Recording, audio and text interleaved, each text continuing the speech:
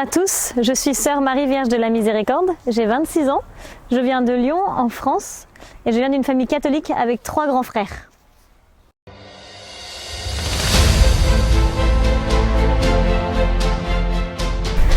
Dans ma famille, on a toujours été pratiquants, donc j'allais à la messe avec mes parents, la prière en famille le soir. Et ma vocation, ça a toujours été quelque chose d'un peu progressif, de découvrir ma vocation à la vie religieuse. J'ai eu un moment fort quand j'ai eu 10 ans et tout de suite j'ai eu cette peur de la vie religieuse au point de prier le Seigneur de ne pas être religieuse, de ne pas être sœur. Et j'ai continué avec cette pensée-là et mine de rien le Seigneur ne m'a jamais laissée parce que dans ma prière je finissais toujours en disant « Seigneur, que votre volonté soit faite ». La première chose, Seigneur, je ne veux pas être religieuse, je vous prie pour mon futur mari, mais tout de même que votre volonté soit faite.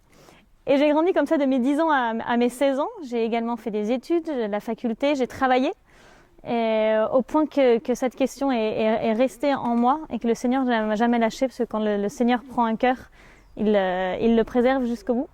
Et à partir du moment où j'ai accepté la vocation religieuse, où j'ai vraiment dit oui au Seigneur pleinement, il y a une grande paix et une grande joie qui est rentrée dans mon âme et qui depuis n'est jamais partie.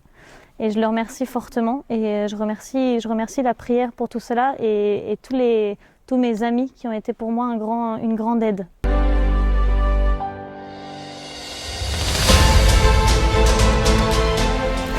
Donc je suis rentrée l'année dernière dans la famille religieuse du Verbe incarné, et donc l'Institut des servantes du Seigneur et de la Vierge de Matara. J'ai fait tout mon noviciat l'année dernière, en 2023-2024, et hier j'ai pu prononcer mes premiers vœux, les premiers vœux de la vie religieuse, les vœux temporaires, c'est-à-dire que je me suis donnée complètement en holocauste au Seigneur. À partir de maintenant, tout mon être lui appartient, et je lui donne ma vie pleinement. Ce sont des vœux temporaires qui dureront 6 ans, avant les vœux perpétuels qui confirmeront pleinement ces vœux-là.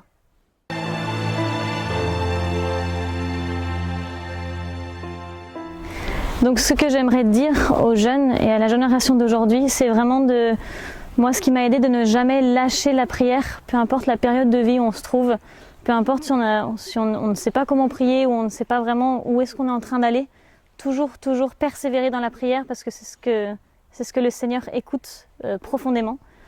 Je conseillerais aussi grandement un accompagnement spirituel parce que seul, on n'est jamais très objectif sur ce qui se passe sur les mouvements de l'âme. Donc un accompagnement spirituel est quelque chose de très important, que ce soit les exercices spirituels, un père spirituel qu'on voit régulièrement. Et voilà, de toujours savoir parler aux bonnes personnes et d'être sincère sur ce qu'on vit profondément, de se confier particulièrement à la Vierge Marie qui nous aide toujours. À partir du moment où j'ai accepté ma vocation religieuse, comme je vous l'ai dit, j'ai ressenti une énorme paix et une énorme joie. L'Église aujourd'hui a grandement besoin des vocations, a grandement besoin de prières et de jeunes engagés pour suivre le chemin du Christ et l'évangile qu'il annonce. Donc vraiment, je prie pour vous, pour votre persévérance et en avant, l'Église a besoin de nous.